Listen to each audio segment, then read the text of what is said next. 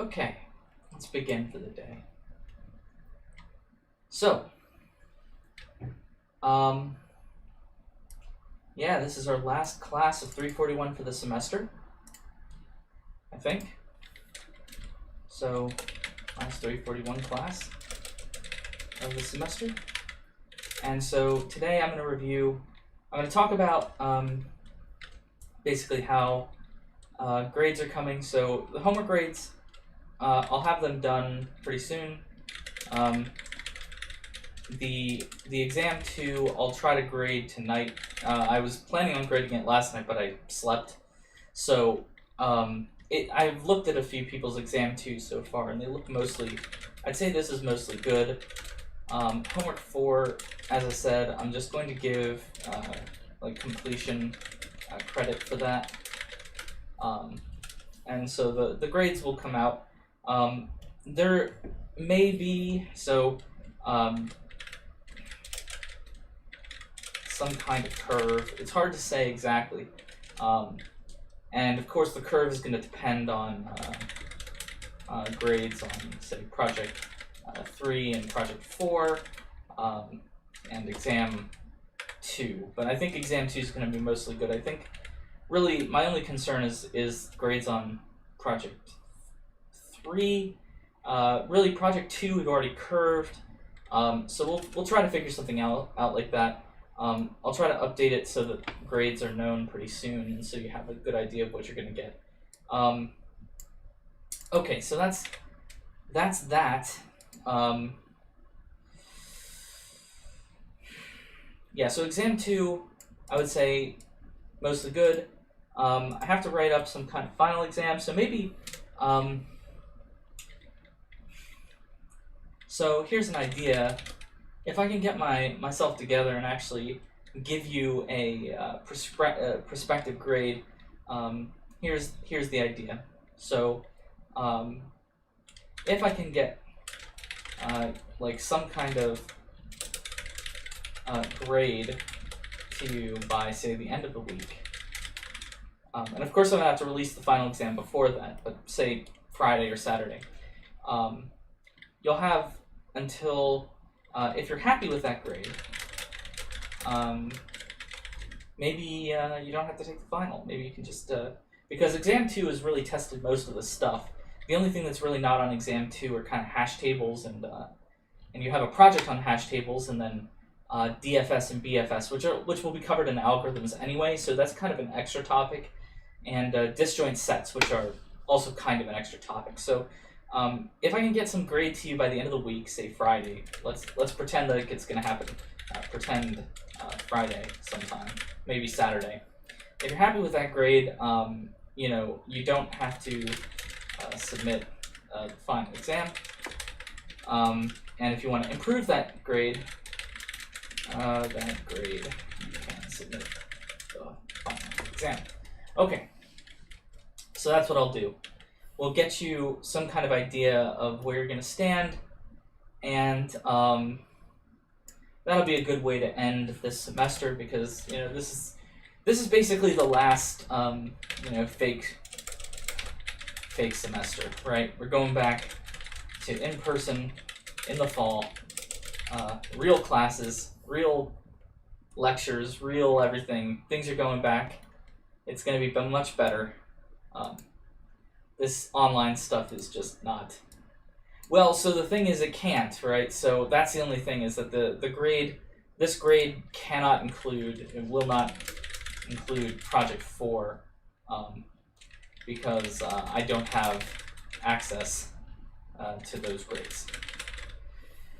Now, the grades for project 4 may actually come out sometime during finals, but I doubt that they will. I think they're going to come out at the end of the semester. So again, you're going to have to kind of figure out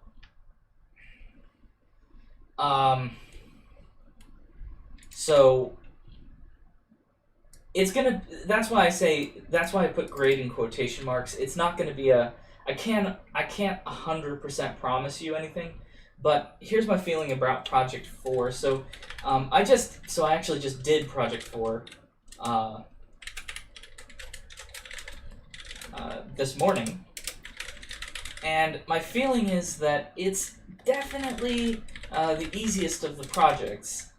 The only tricky part that I had on Project 4, and this might actually help you if you're confused. So there's a lot of, so this is stuff that I kind of had to do and then screw up and then figure out. So the question is when do you resize the table and the Talba table?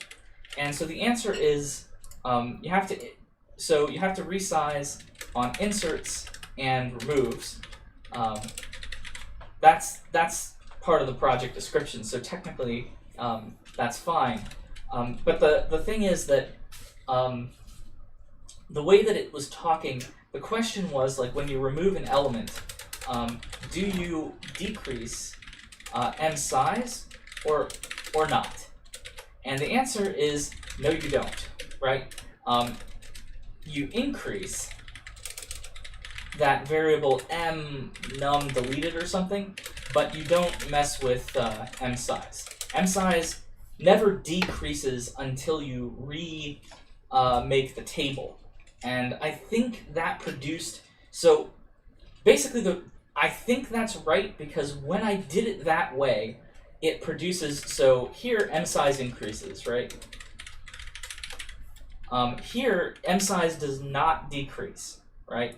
So here m num deleted increases, but you don't mess with m size. And the reason why you don't do that is there's two reasons. One reason is it produces the proper output that the sample has, and two, if you decrease m size, and let's say you deleted everything out of the table, then the the deletion factor or whatever that factor is, I'll just call it the delta factor, may have a zero denominator, right? Because it's like m num deleted divided by m size, right? Except there's a float, blah blah blah.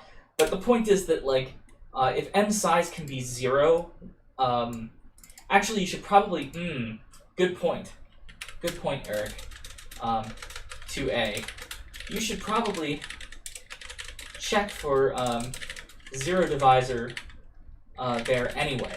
I don't think my code did that because I always expected m size to not be zero. For the actual load factor, the lambda load factor, it's never going to be zero because the m capacity's minimum is 101. So 101 is bigger than zero, so it's never going to have a problem.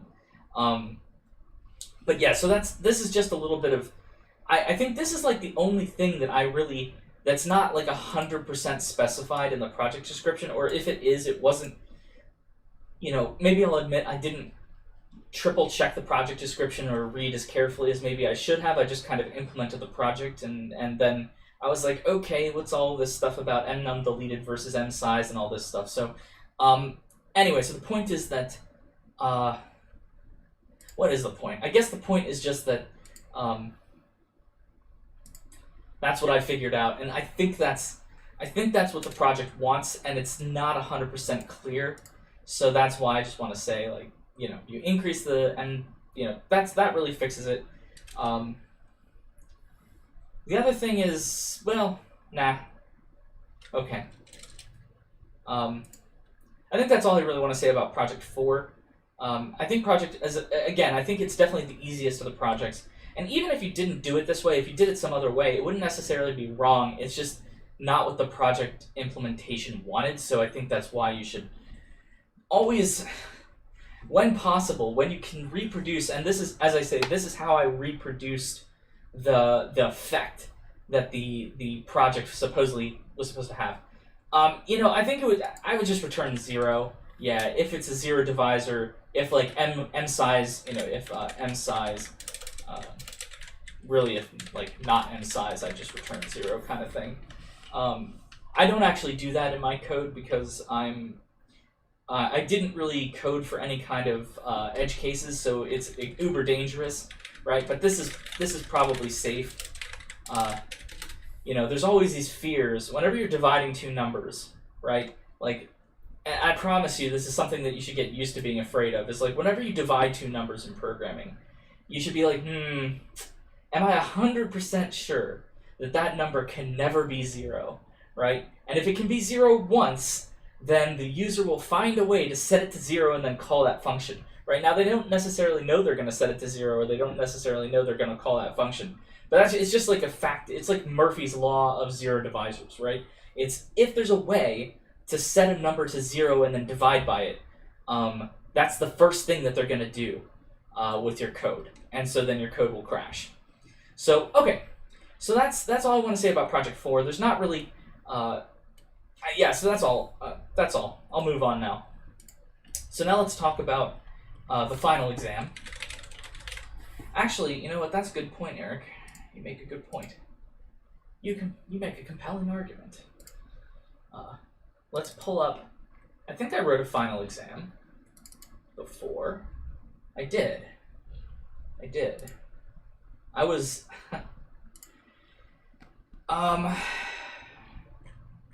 So let's just take a look at the final exam that I wrote before. This was for an in-person semester, so, you know, take it with a grain of salt. But this is what I wrote last time, and maybe I'll actually just post it. Yeah, maybe I'll just post it so that you all have it. Yes.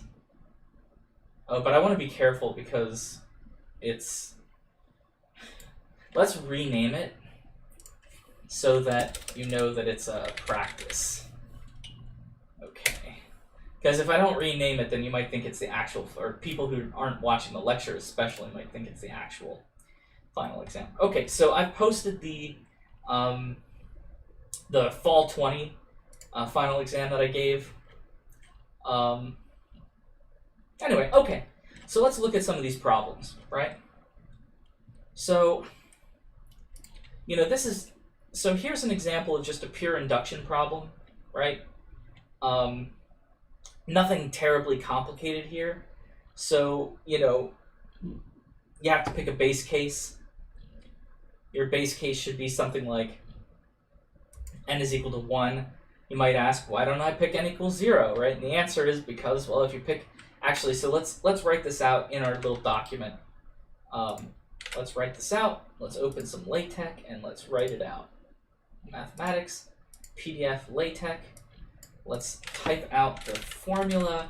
The sum of k equals 1 to n of k cubed is equal to the fraction of, I think it's what? N times n plus 1. And then is it the whole thing squared, or is it just the numerator squared? Okay, it's the whole thing squared.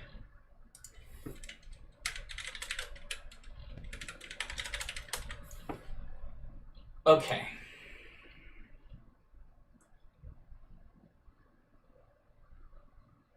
So, you know, the whole point of a problem like this is just to really force you to admit that induction exists and to kind of work with it.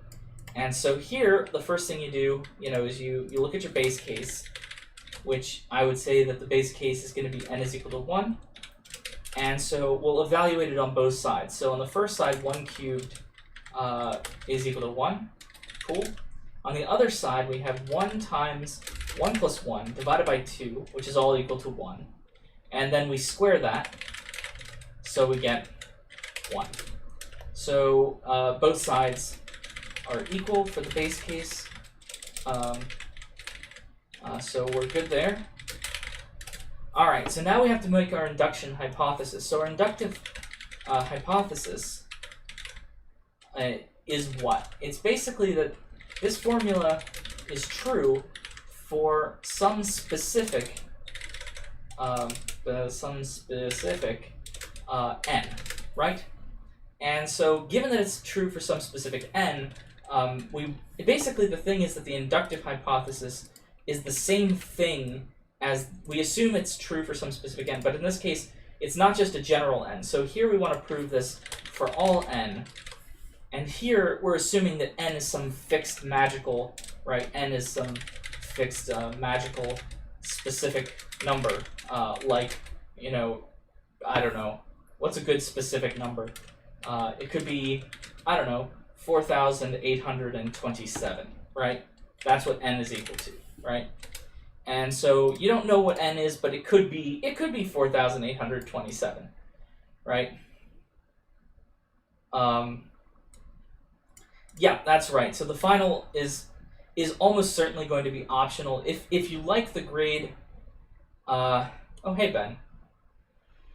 So yeah, 4,828. The only problem with that is that it's even. So it sounds like you're trying to make a specific choice, but I don't know. 4,827 sounds more random to me. So anyway, so the point is that let's do some induction. And so what we're going to do is we write out the formula for the, if my mouse doesn't freak out, write out the formula for the n+1 case, where, which is this, right? Oh yeah, and of course this is completely unspecified because I haven't drawn it out yet. I hate how it always puts it over here, but let's see. Pull it up. Hang on. I think my mouse has a bit of hair in it. Alright. So, there we go. Alright, so this is the only difference, right? This is the indifference between the formula. We increment to n+1, so now we get Ben's favorite number, 4828.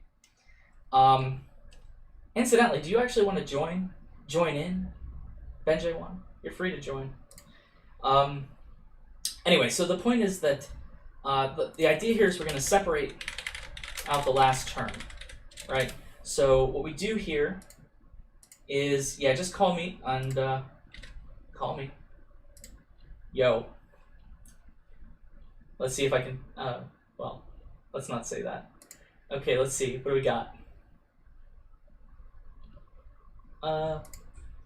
Yeah, we're trying to induct. I'm trying to figure out where I have so many desktop audio things because unfortunately the audio devices keep failing. Let's see here. Desktop real audio.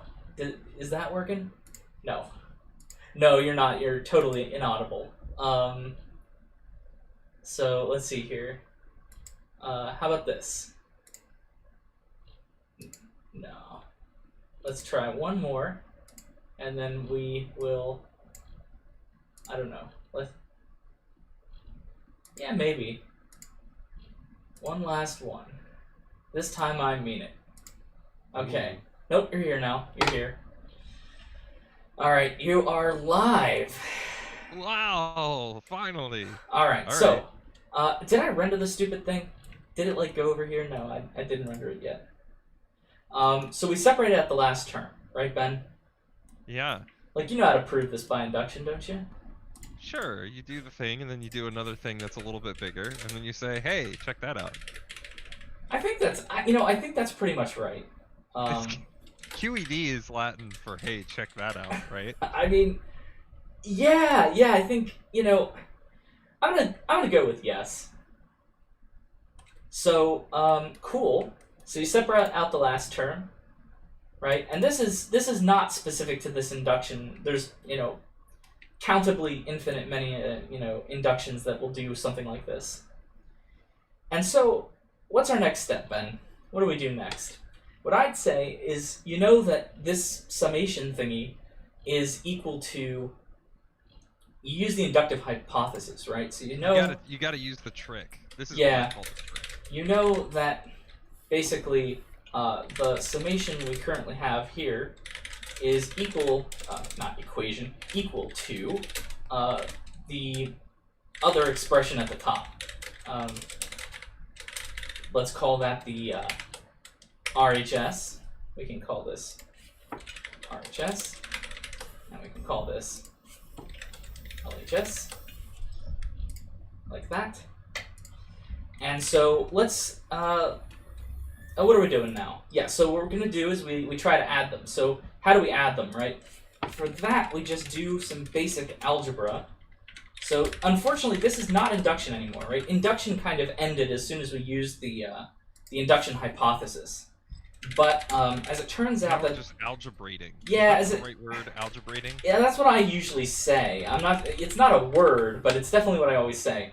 And so at this point, this is the part that's usually the trickiest or the hardest for everybody, is just to slog through this nonsense. But at this point, you're not actually the inductive step was right here, where we replace this So Here. normal fancy math lads would be like, at this point, it's obvious Yeah, so the thing that is, they're equivalent, and you could leave it as an exercise to the yeah, reader, so right? basically, yeah, in a mathematics textbook, you would just write exercise, show that this is the case, right? You know, because they'd be pretty happy at this point. But as it turns out, we're not happy. So I'm gonna square this thing out. So this thing, as it turns out, is going to be n squared plus n divided by 2. So we're going to get 1/4 total. And this thing is also squared. So actually what we can do here is factor out that n. So we'll get an n squared times n plus 1 squared, which turns into n squared plus 2n plus 1. And then finally we have a plus n plus 1 cubed, which of course is equal to, altogether now, n cubed plus 3n squared plus 3n plus 1. So I feel like factoring it out is probably maybe the simplest way to do it. And then the other way is to I guess the other thing to do is you could keep it all factored together. So what you'd have to do at this point is show that this is the same as n plus 1 times n plus 2 divided by 2 all squared, right? So I think this is the worst way to do it. So let's do it the better way, right? You don't want to do it the worst way. Yeah, let's do it the better way. So what's the better way? The better way is basically, in this case, to use some trickiness, right? So what we're going to do is we say, there's an n plus 1 squared that we can factor out of both of these. So we're going to say, pull out an n plus 1 squared and see what's left over. So what's left over in the first term is going to be an n squared over 4. And what's left over in the second term is going to be a plus n plus 1. And then we're going to have to use some of our knowledge, right? Whoa, knowledge? No, it's going to suck, but we're going to have to do it. That sounds hard. No, come on, man. So, come on, man. That's the, Bidenism. So, what I'm going to do, and here's the trick, and this is why it's a little tricky, tricky algebra nonsense, is I'm going to pull out that factor of 1/4, and you're like, but wait a second, there's not a 1/4 in all these other terms, but I can just hit it with a 4, right? So pretend like this is 4 divided by 4, 4n divided by 4, and n squared divided by 4.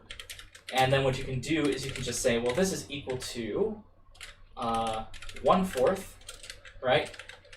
And then n plus 1 squared, and then finally here what we get is n squared plus 2n, n squared plus 4n plus 4.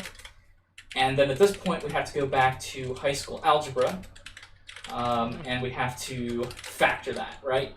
I had that dream once where I had to go back to high school algebra. I almost failed high school algebra, for many reasons. Is that because you were too busy with your DJing side job that you fell asleep? No, the real reason was that they had drill quizzes, and I couldn't keep track of the loose leaf sheets of paper that I had to keep all my drills on. I actually passed the stupid algebra test, but then I failed all the drill quizzes because I never had anything. Project 4 is being disrespectful. Disrespectful? I don't know, hash tables are very respectful. They but get anyway, your data very fast. I know, right? At least they're prompt. They might kick you in the shins while they're getting you your data, but they're going to be fast about it. So, okay, so so what have we just done here, right? Before we end this, it's like, what do we just do? And you might be like, okay, we factored this thingy, and so you notice that this thingy is actually the same thingy as the original thingy, right? The n times n plus 1 squared over 2, as long as you put in n plus 1, right? So n plus 1 times n plus 2 divided by 2, all squared, right? That's what this thingy is equal to. And so at this point, you can just say, at this point, we're good, right? That's the end. And you can put the little QED or the proof termination box at the end, right? And that's it. So induction obviously is vital. So that's why we teach it. This isn't the last class you'll see it in. Yeah, so that's why I'm going over this. And also I gave this, I was cruel. Perhaps not that unusual, but definitely cruel. I did give this was an actual final exam problem in a previous semester. Ah. So How'd they do on it? I think they did okay, and the reason why they did okay was because I had... because they had an excellent instructor. Well, I wouldn't go that far. I had threatened them with an induction problem of this form. So they knew what they were heading into, I think. So let's see what else is on this test. Okay, so you guys know about this problem. This is one of my favorite problems. Show by induction that the depth k nodes... I never fixed that typo. Depth k nodes in a Bn, right, where Bn refers to the binomial tree that makes up a binomial heap, has n choose k nodes. And I'm not going to go over this one because it's horrible, but it's. I think I've already given this. So, cool. I love this problem. It's a great problem. So basically the way the final exam is going to work is that there's one just pure induction problem that's just math, and then here's one induction problem that actually requires you to draw things. Okay? That's the point. Is that, you do this induction problem is done differently because you have to draw things. Right? So let's draw an average, peace-loving BN that never harmed anybody. So here's a B2. Let's make a B3, right? There we go. So there's a B3, right? And all we're asking you to prove is that when you go from a B3 to a B4, right? What am I doing here? Help me, Ben. I can't help you. I haven't done binomial heaps in like 15 years, so... So basically the point is that... You should teach me binomial heaps right now. I might. Well, so I definitely won't. But binomial heaps, they're forests of heaps, right? That's right. Or is that Fibonacci heaps only? No, actually, so the reason why I teach binomial heaps is as a precursor to teaching Fibonacci heaps. But I never actually taught Fibonacci heaps this semester. Because Fibonacci heaps are kind of like, we'll call them the lazy binomial heap. Binomial heaps are the strict binomial heaps, and Fibonacci's are the lazy ones. Anyway, so we're going to call this a B3. And so basically this has, at level 0, right, this has 3 choose 0 nodes, which if you run that through a calculator, you'll find out that's 1, or looking at the diagram. Level 1, that'll have 3 choose 1 nodes, is 3. Level 2, right, 3 choose 2 nodes, that's also 3. And level 3 is 3 choose 3 nodes, also 1, right?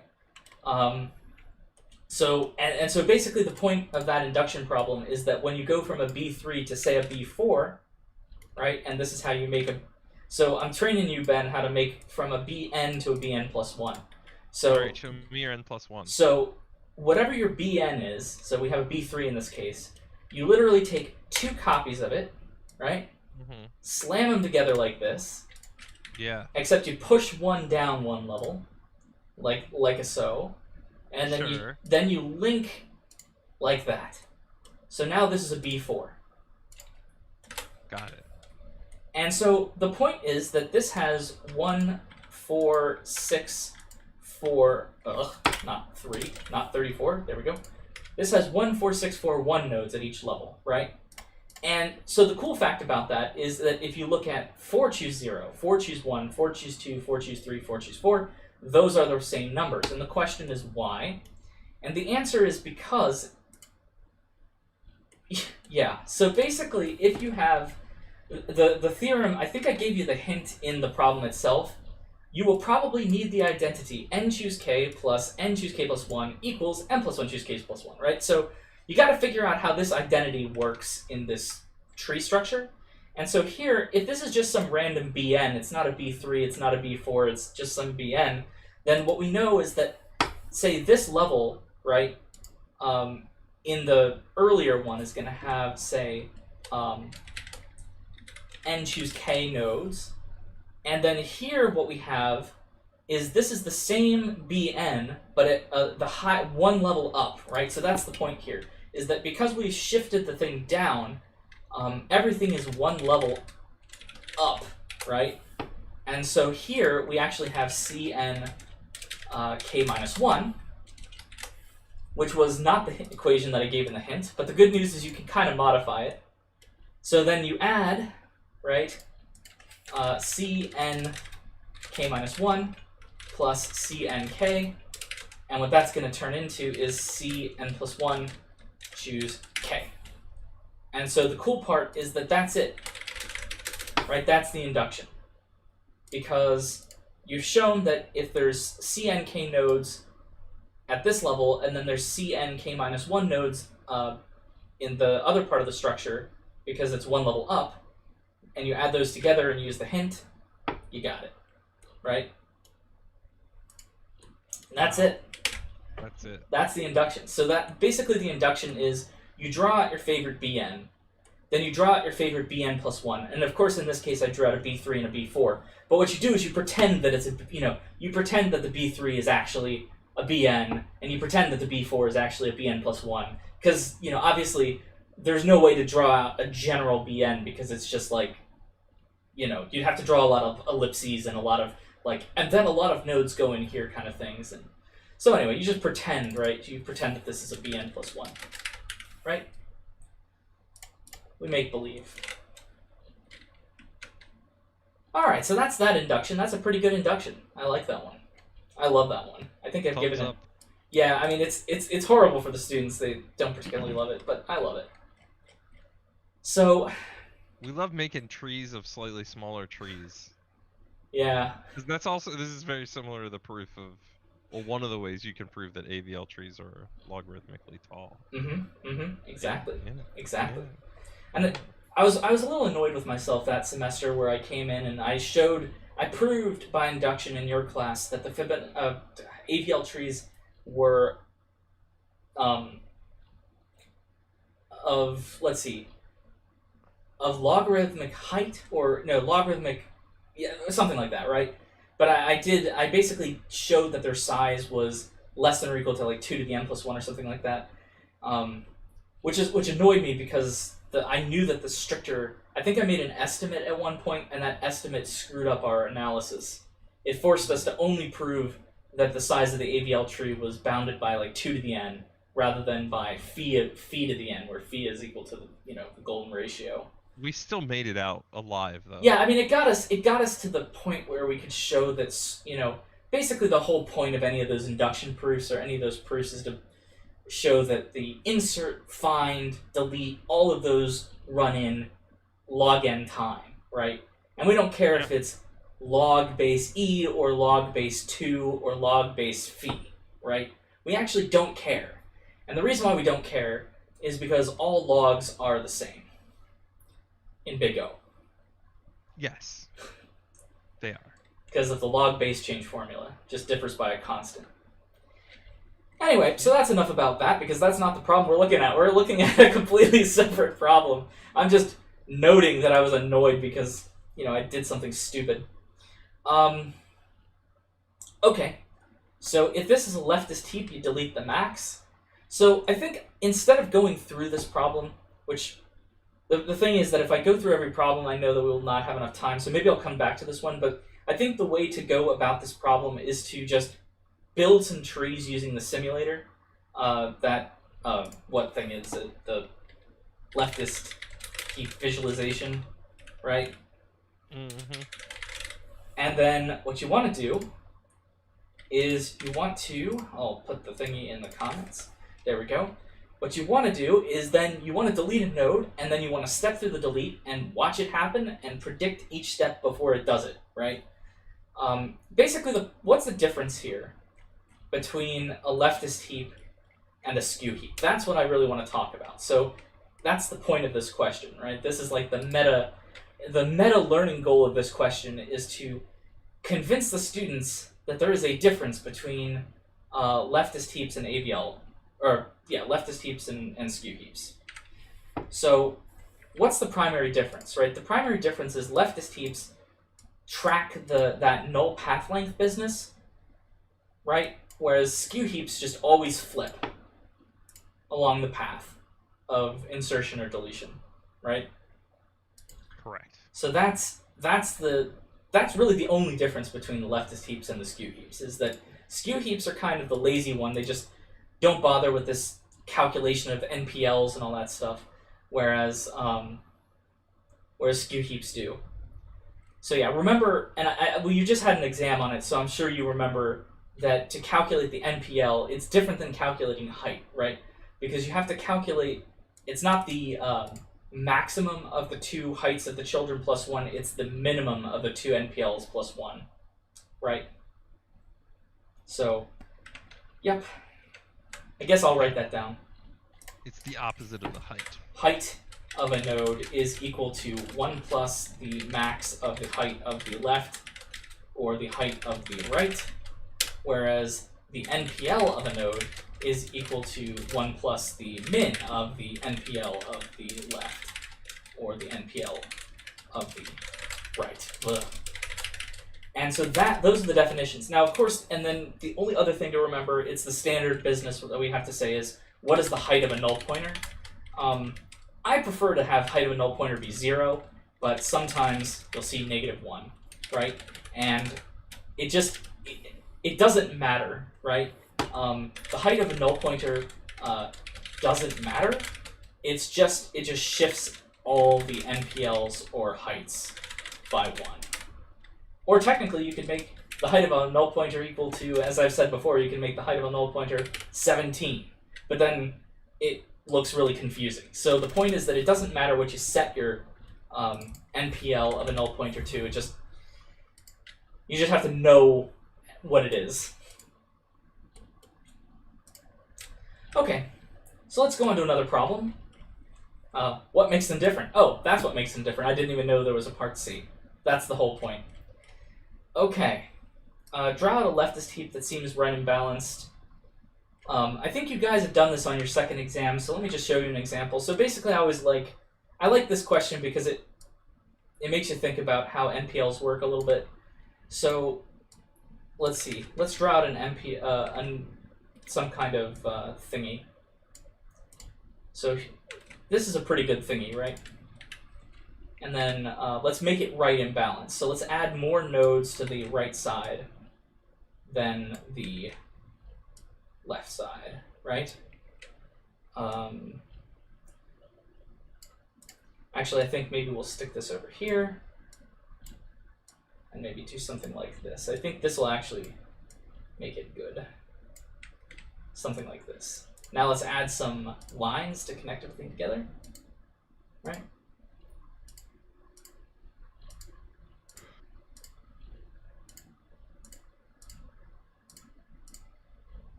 These recursive heaps are always such a pain to draw for illustrative purposes. So this is definitely bigger than the minimal. This is not the minimal possible example, right? This is just. Yeah, but you want to get a beefy one in there. This is just an example, and so just one. Right, and so why is this a leftist heap? And the answer is, well, let's calculate the NPL. So let's say that the NPL of this thing is 1, right? The NPL here, remember, it's the minimum of the two. So, and I'm going to assume that the NPL of a null pointer is equal to 0. Therefore, the 1 plus, the NPL of a complete leaf node is 1, right? Of leaf is equal to 1 plus 0, right? And so, do you prefer? Here's a good question for you, Ben. Do you prefer that the NPL of a leaf be 0 or 1? Because I see in a lot of the projects, I think our beloved course chair prefers 0 over 1. He always makes like null pointers have a height of -1 or have a NPL of -1. Anyway, just something I think I noticed. prefer 0. But I don't really mega care. It's just good to be consistent. Yes, it is. Yes, it is. Yeah. So you notice that the height, height. What's a height? I don't even know what a height is. the NPL of this node is 1. The NPL of this node is 1. The NPL of this node is 1. The NPL of this node is 1. And the reason is because they have a right child in every case who is a null pointer, right? And in every other case, their left child is some other thing. So this makes their NPLs all 1, and the good news here is that because the NPL of this one is 1, the NPL of the right child is 0, this is a leftist. This part here is leftist, and then here, the NPL is 1, NPL of the right is 0, still leftist, still leftist, still leftist. So then the NPLs here are 1 and 1. The NPL here is finally 2, it starts to look like height. Then the NPL here is the minimum here, which is 2. Of course, you never actually care about the height of the root or the NPL of the root, because you only care about the NPLs or the heights of the two children. In the AVL tree case, you only care about the heights of the children. In the leftist heap case, you only care about the NPLs of the children. And here, the NPL of the left is bigger than the NPL of the right, even though there's this imbalance of weights, right? This is kind of like a weight right imbalanced NPL left balanced, right? Object heap thing, right? Is that what you would say? That's what I'd say. I say it. Right imbalance. Yeah, I always say that the... I mean, I guess we could just say it's right heavy. That's what I kind of call it. And when I say heavy, I mean weight. And then when I say it's left, you know, if I'm talking about heights, I'll usually call it like a taller on the left or something like that, or something. Anyway. Well, yeah, I always just say that the leftist heaps they're sort of end up being like lima bean shaped so that they're stackable, because the thing when you try to... Yeah, because they generally they'll have less elements or be generally shorter on the right. Like if you want to find a place to tuck something in, you tuck it in on the right so that they can all spoon each other. Like you're nesting cups inside of each other. Interesting. So they're built to be merged. I'm gonna admit I totally don't understand how that makes it a lima bean, but I'm. I mean, it's a lima bean or like a kidney on it, like a kidney. But I mean a lima bean, a kidney bean. Oh, do you mean like a lima bean in like a pod? I mean like a kidney. Okay. Anyway. I don't. I'm gonna. If I were able to draw, it'd be easier for me to illustrate. Well, you know, you can't draw because I'm the one who has the drawing. I know you're the king here. Okay, and so and that's everywhere really. Oh, cool! I like these problems. Merge these two thingies, right? Ugh, I made this one annoying. Let's get the what you call it. What am I thinking? The snipping tool. Oh, it's snipping time. Yeah, let's snip. Steal. And then paste. Large. There we are. So we have to merge these two things. And the cool thing about binomial heaps, right, is that they are totally based on, and is it a min heap or a max heap? I forget which I did. They're a max heap system. Yeah, this one's a max heap. I could have just looked, but then I was stupid, so I didn't look.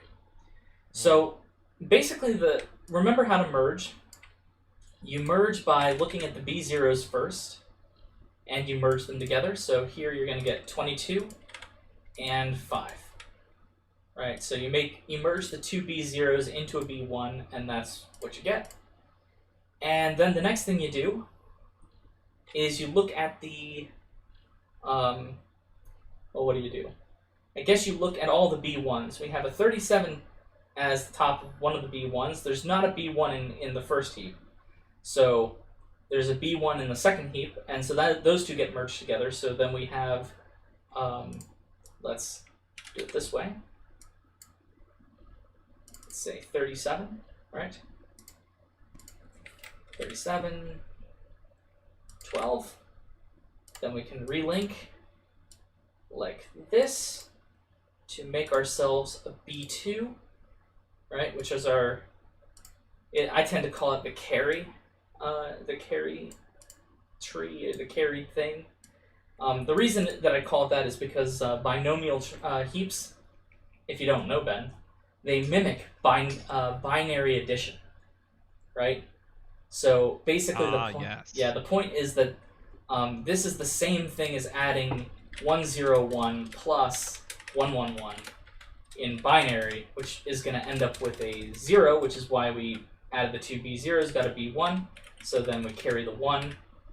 1 plus 1 is 0, carry a 1. Then 1 plus 1 plus 1 is 1, carry another 1. So we should end up in the end with a B2 and a B3. So let's watch us do that. That's how it works. So let's keep doing. You know what the easier way to do this is? We could actually just snip those B2 and B3s out, and then just I see now I'm getting smart. Unlike in the past where I was not. And the past being like a few seconds ago. Hey, the past is the past is the past. Yeah, I tend to try to forget the past. So here's that, and then let's do it one more time for the other one. That way we don't have to redraw everything. Oh, this is great.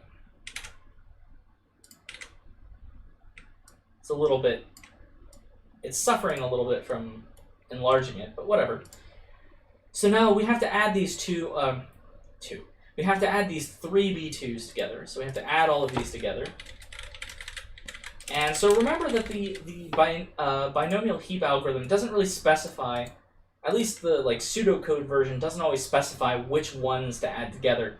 Traditionally, I think the way that most of the algorithms do it, as I usually say, they add the 2 original ones together and then they leave the carried one in that spot. But again, there's no, it's like if I said add 1 plus 1 plus 1, right? You'd be like, okay, that's the same thing to me as adding 1 plus 1 and then keeping that other one, or, there's no difference. All ones are equal.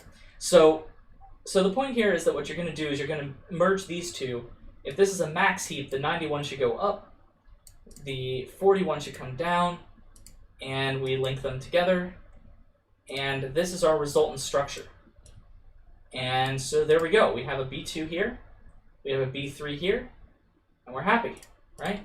Once we have a B2 and we have a B3, we're happy because that matches our binary addition that we did, right? Cool. So now do you remember / know how to do binomial heaps? It's coming back to me, yeah. Yeah. I like their structure so much.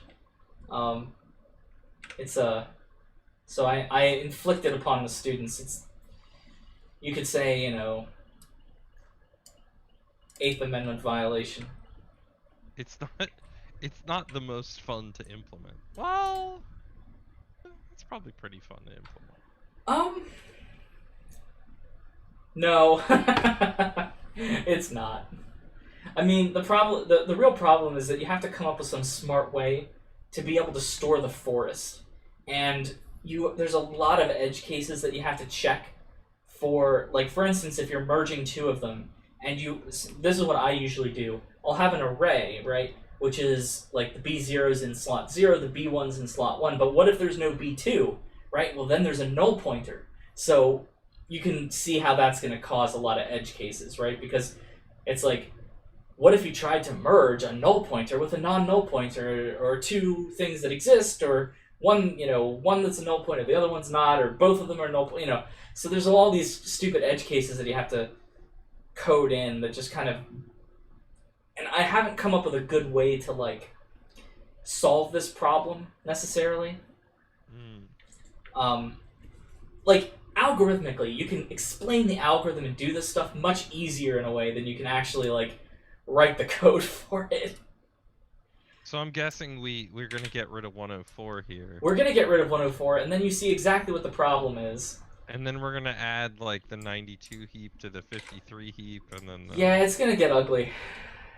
Oh, mama. So yeah. in this case, what we're going to have to do is merge the 87 with the 5, right? Because what we're going to do is when we get rid of 104, what we end up doing is we merge this thingy here, right? And the cool thing, this is the other cool thing about a Fibonacci heap or a binomial heap, is that if you delete a node, like we just deleted 104, look at what the children are, right? Are the children themselves their own little binomial heap? And the answer is yes, they are. And so that's why you can merge, right? You can merge, say, 87 here. Whoops, come on. I was holding down control. Is that one of the reasons you would say that this is a cute data structure? Yeah, because the thing is that there's all these like properties that make this thing work, and it's just beautiful in a sense, right? Like there's some kind of elegance to it that you can't really deny. And so now we have to merge so now what we've done is we've taken care of the 5, we've taken care of the 87, right? They've been merged. So now we have to do the 51, 35, and 87. So let's merge 51 and 35 together, so we'll end up with a B2 of this type. Oops, go back. Right? So we'll end up with a B2 like this, and let's draw in all the numbers. 51, 43, 35, and 13, and then we can link them like this. There we go. And so now we have to merge, so now I'm going to draw it. This is not actually, you don't actually delete these things. I'm just drawing the lines to them to indicate that we're done with them. We're good. We don't need to think about them anymore.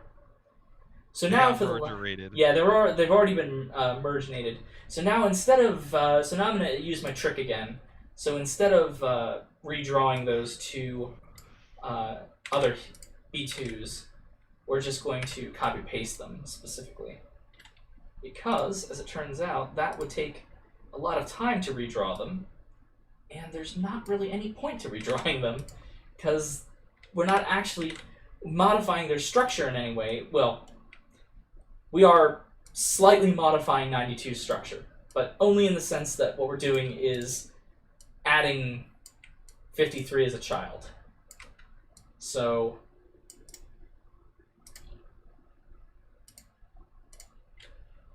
and there we go. That is a deletion, right? Got it. You delete the max and then you remerge. Delete, remerge, delete, remerge. So that's how it works.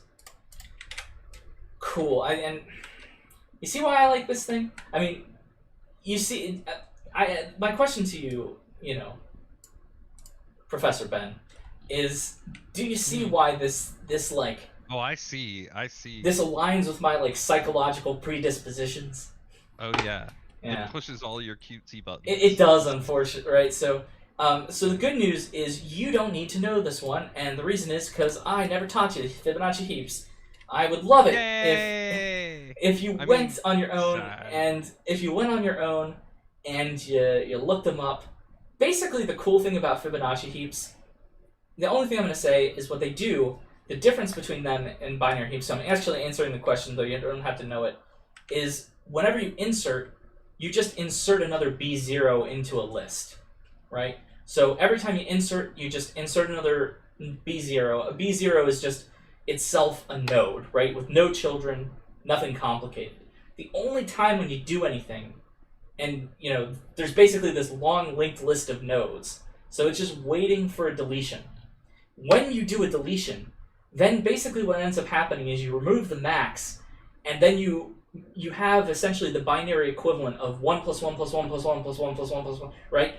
And that's when you do the binary, or the binomial heap merge algorithm, except on all of that.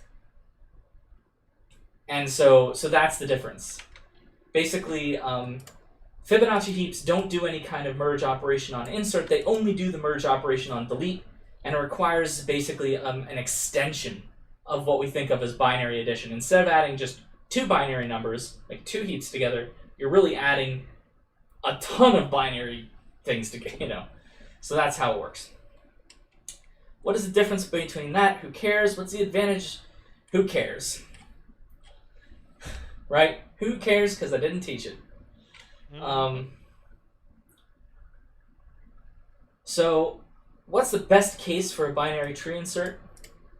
I'd say O of log n, right? Or technically omega of log n, but O of log n, right? Because why?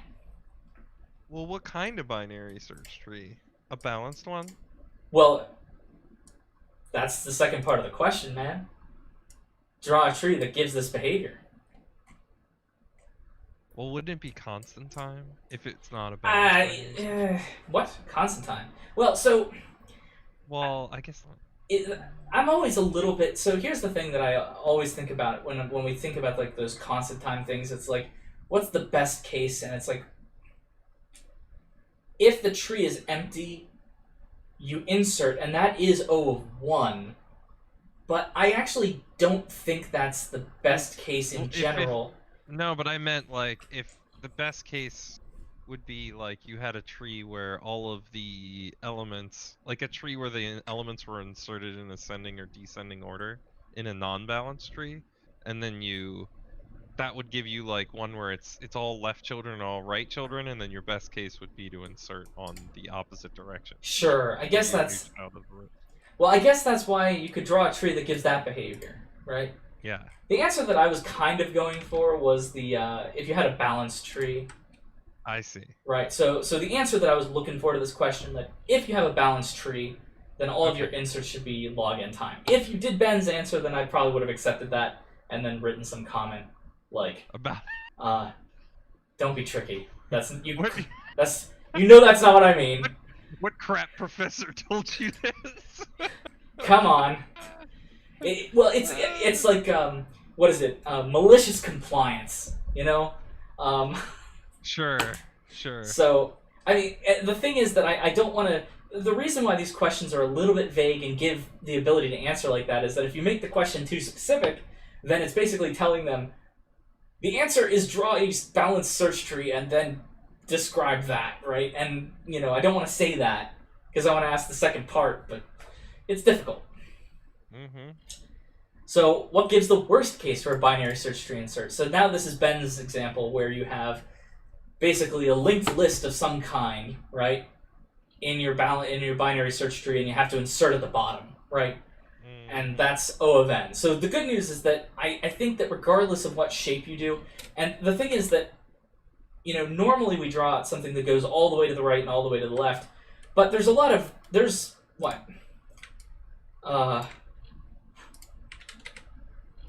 I wanted to say 2 to the n possibilities, but there's actually probably something like 2 to the n minus 1 or something like that possibilities. So for instance, like, what are all the possible tree structures that give the worst case insert? And so here's a binary search tree, right, without any values. And basically, if you had to insert, say, to really make anyone with OCD kind of annoyed, we'll insert here, right? So not in the symmetric position, right? This is also a worst case, right? Because if this is your entire tree, so this is like 1,000,000, then you go 0, then you go 999, then you go 1, then you go 998, then you go 2, right? All the way down, and whatever this number is, it has to be between 3 and 997 or something like that. The point is that this is still an O of n insert time, right? Because even though it's not the standard, so normally what we usually draw out is something like this, right? We usually draw out some kind of structure that looks like this, but remember that there's a lot of bad structures in binary search trees, right? There's so many of them. They're all like evil snakes. Yeah, next semester when I teach algorithms, maybe I'll even make people count the number of bad search trees versus good ones. You could do Fibonacci Heaps. I think I did Fibonacci Heaps in algorithms. I think that when I took algorithms, that's when we did The old Fibby Heapers. I thought I did it in data structures, but maybe I'm wrong. I don't remember anything, really. Yeah. I It's will in the say this. algorithms textbook, I- that's for sure. Well, when I read it in Corman, I had no idea. When I learned it, I kind of learned it by learning the algorithm. I didn't understand it. It's like, it's like in, a movie that almost no one's watched, and it's like, do you understand it? Do you believe it? It's like, do you really, in your heart, feel what a Fibonacci heap is, versus can you vaguely reproduce its functionality on an exam, right? Those are two different levels of understanding, and I fully confess that when I took data structures or algorithms as an undergraduate, my level of understanding was definitely closer to the first one than the second. Yeah, that happens. So what's the purpose of a successor node in the deletion algorithm? So, that's a good question, right? What's the purpose of a successor node? And so why do we need it, right? Basically, I think if I ask a question like this, like there's the real answer and then there's like kind of what I'm looking for, right? So I guess what I'm looking for is I want you to talk about the fact that you need to find a value to put into whatever node is being deleted, right? And that value has to be what? It has to be bigger than everything in the left subtree and less than or equal to everything in the right subtree, right? That's the requirement for that value, right? Let me write all this down. This sounds like things I should type, right? So the requirements, if you're going to replace a node or a value inside a node, right? It has to be, right, greater than everything to the left. It has to be less than or equal to everything. Less than or equal to everything in the right subtree, right? And here's the good news, right? There's something that does that for us, right? We call it the successor. That's like the definition of the successor, right?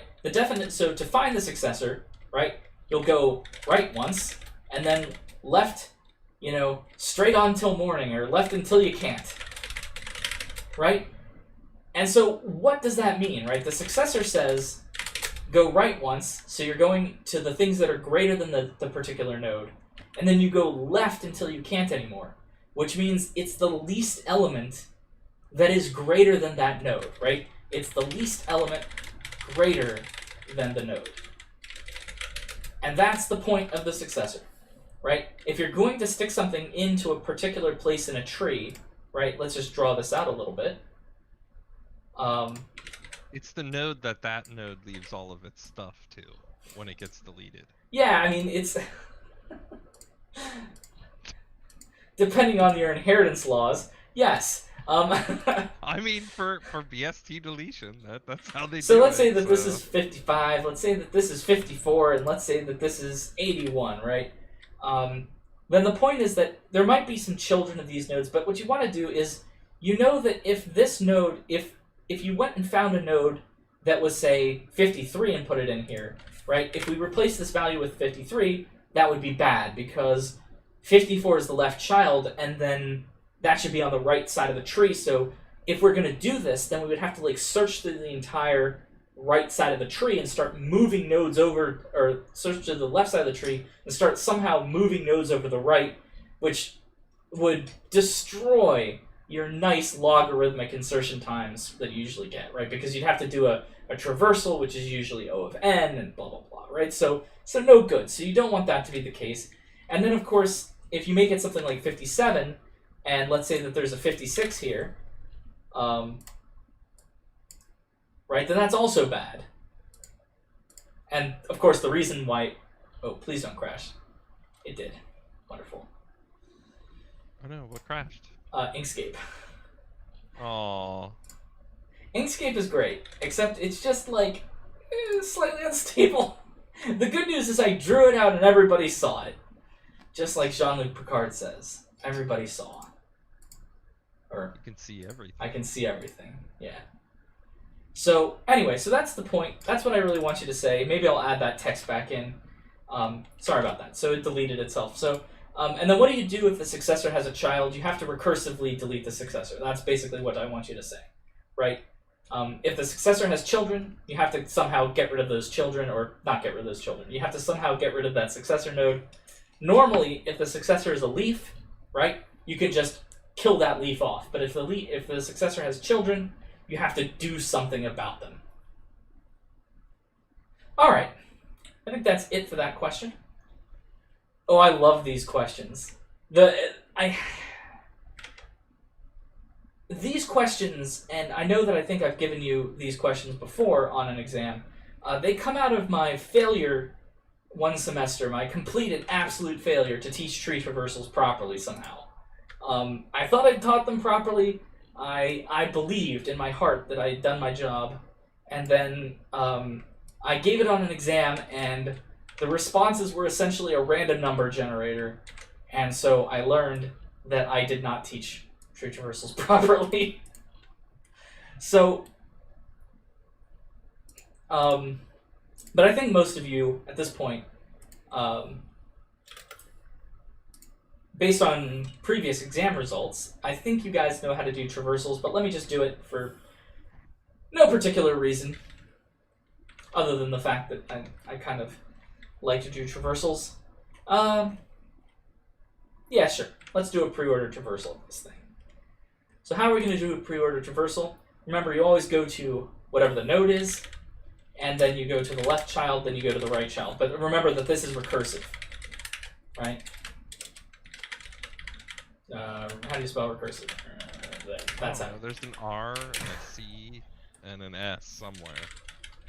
I think the thing that I screwed up was I never stressed that going to the left and going to the right were recursive the first semester that I taught it, and so it ended up with the students thought that, like, you went the first node, then left, then right, then you just pick a random node and then go left, right. It was bizarre. I mean, I have no idea what they were doing, but clearly I... Oops! So, you start at the root, 25, and then what do? You go left. So, right, so node, 13, then you go left, then you go 12, you go left, 11, 5, and 1, because there's only one way to go. And then, so now, when you're popping back out, so you're going left, so you'll go right, there's no right, no right, no right. Here, let's go right, so we get 12 again. And then we pop back up here, so now we're here. Let me put a little asterisk on where we currently are. So now we're going to go right, because we've already done 13. 13's been done a long time ago. So we're going to go to 17, right? 17, then 18, then 22. It's not very interesting because there's only one path, right? So, So then this one pops back up, and we go back to 13. And so now what we're going to do is we're going to go back up to 25. I already have 25. So now we're going to go down to 51, so we'll write 51. Then we'll go left, 31. Then we'll go right. And then so we'll go 70, 75, 80, 223. All right, so that's the pre-order traversal of this tree.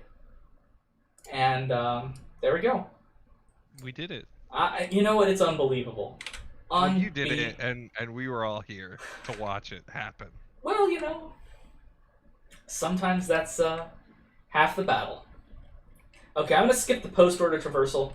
Basically, do it the same way as you do the pre-order traversal, only write the node last.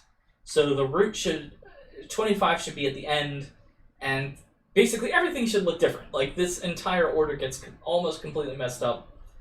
Very many things look a lot different, so, yes. But I'm not going to do it because we have 5 minutes left in class. So, given this following red-black tree, color the rest of the tree. Okay. Ooh. I like this one. You like this one? Yeah. It's a fun puzzle. I feel like this is like... So, the reason why I like this problem, and the reason why I invented this problem, is that, basically, I hate testing, especially on paper, red-black insert, and I would never test delete.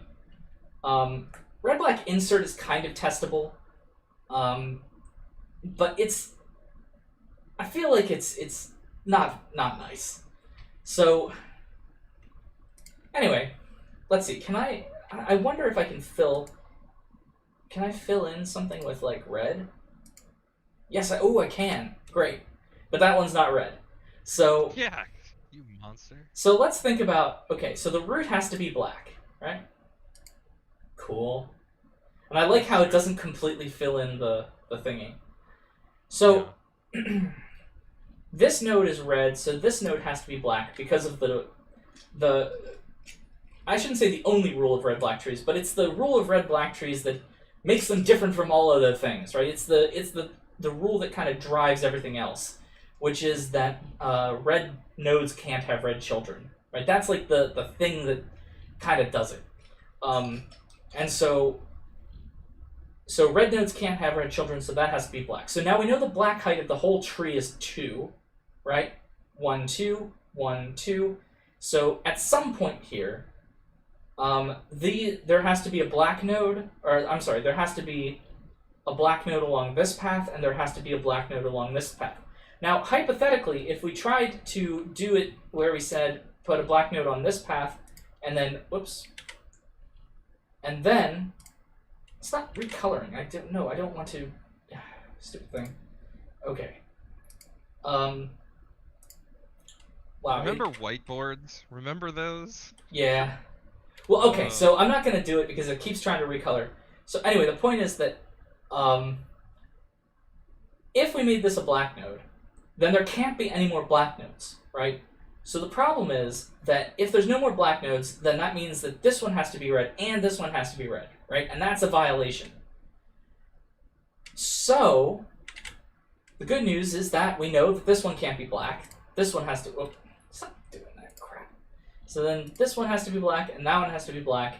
And then we know which ones are red, right? And I'm not going to try to draw it in because apparently this fill tool is just absolutely trying to cause me. Every time I try to pick a new color, it goes back and fills other things that shouldn't be. Oh, you know what? I have an idea. Let's fill this black and then color it red. That worked. You know who's not an idiot 1 time out of 2 is me. Yeah. Here we are. You figured it out. 50% of the time. Yeah. So, I like this problem just because, well, this tree looks pretty symmetric, so it's nice and good, but anyway. Yeah. I think I gave, on a different exam, I actually gave a tree where the, it was, shall we say, ambiguous. There were there were multiple colorings that you could do. And the good news is that if there's multiple colorings that you can do that are legal red-black trees, then that's fine. You can do multiple different colorings. Like, that is completely fine, right? You just pick one and color it that way. But yeah, anyway, okay. Alright.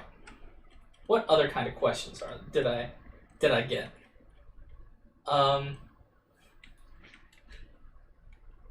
This tree had an accident.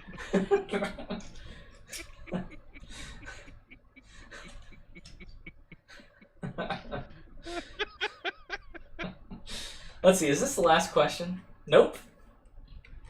My word, sir. It'll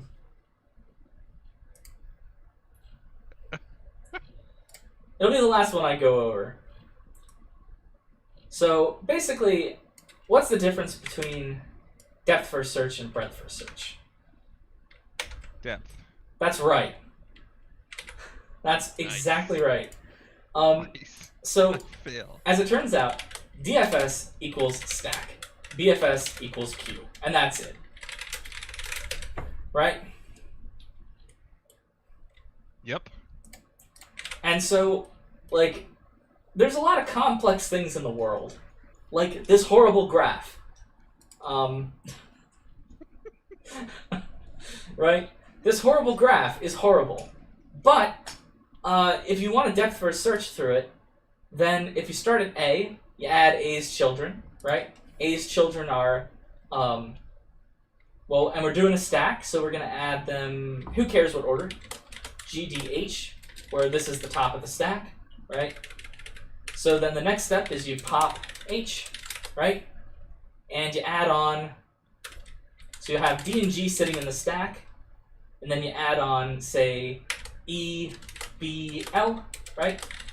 Top of the stack. Pop L. So what do you add then?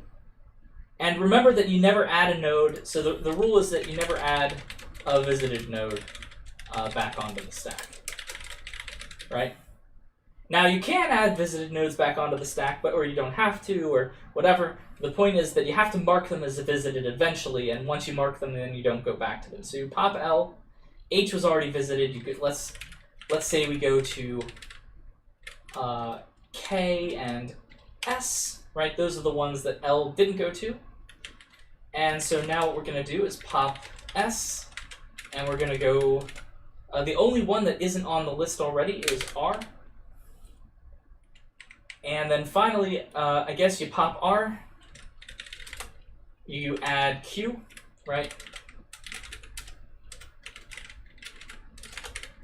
And then you pop Q, and then you add T, you pop T, there we are.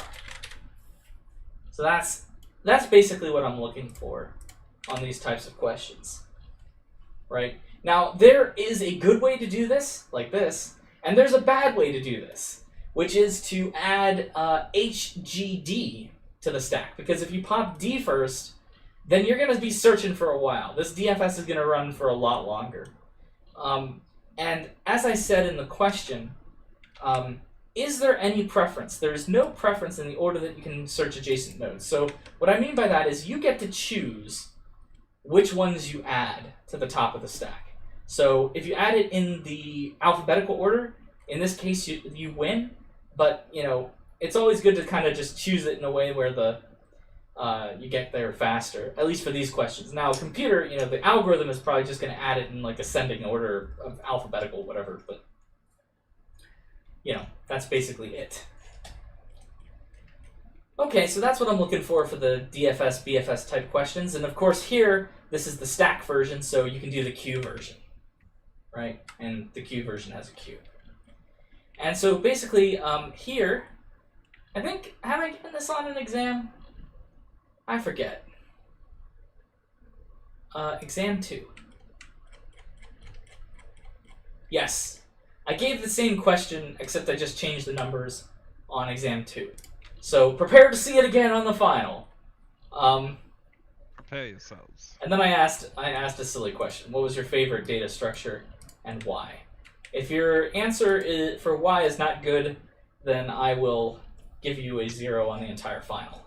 So, oh no! You know, or something, what if I particularly. Said it's binomial heaps because they're cute. Would that be good?